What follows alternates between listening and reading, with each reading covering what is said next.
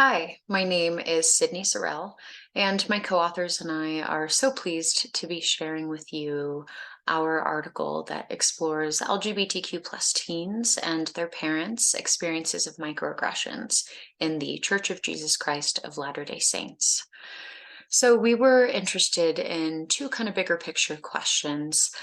First, we were interested in understanding what kinds of microaggressions LGBTQ plus teens and their parents experienced in the context of their religious environments.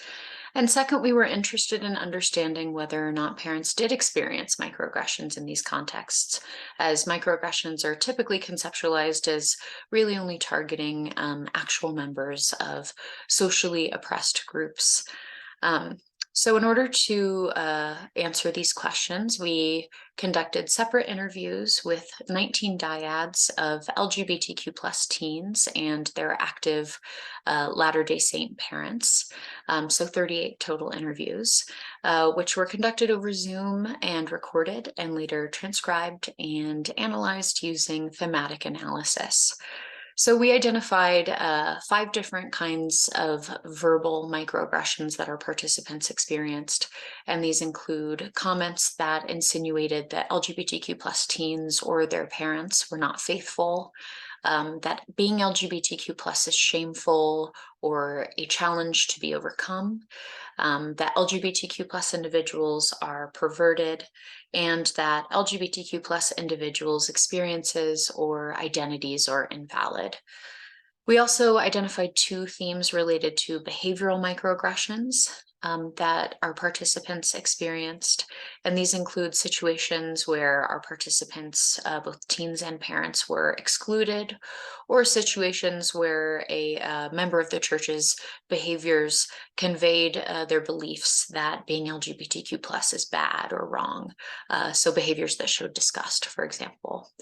And finally, we found 2 themes related to environmental microaggressions that teens and their parents experienced in the context of the Church of Jesus Christ. And these include exclusionary policies and as well as structural things within the church that created an invalidating environment for LGBTQ plus individuals. So things like gendered language or even gendered spaces within the church. So we identified a number of microaggressions that were specifically related to our participants' religious contexts.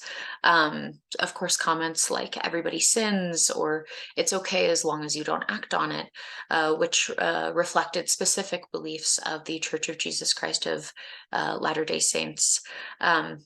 But we also importantly found that parents did, in fact, experience microaggressions despite not identifying as LGBTQ plus.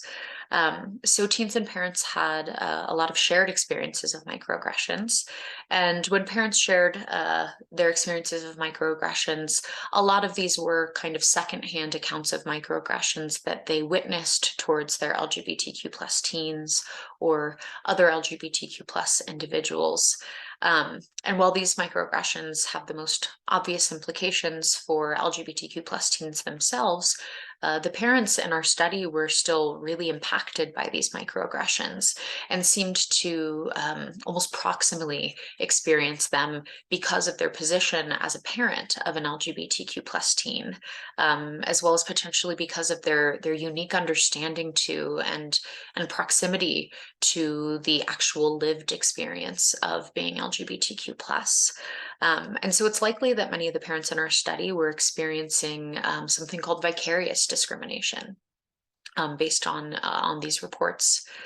In addition to these shared experiences between teens and parents, we also found that parents had unique experiences of microaggressions and were specifically targeted by microaggressions because of the fact that they were a parent.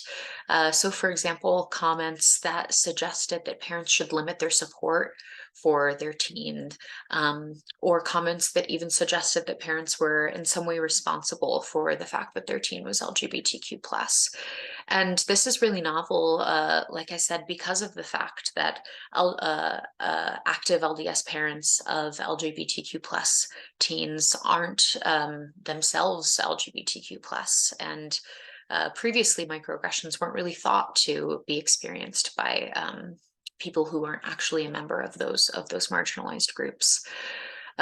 So these findings really shed light on how religious environment can influence experiences of discrimination on both an individual and on a family level, as well as the need for continued efforts to understand the difficulties associated with navigating conservative religious spaces, such as the Church of Jesus Christ of Latter-day Saints, as an LGBTQ plus individual, or even as the family member of an LGBTQ plus individual. Thank you so much for listening, and I hope you give the article a read. If you have any questions or comments, please feel free to reach out to me. My email is sydney.sorrell@usu.edu. I'd love to hear from you. Thank you.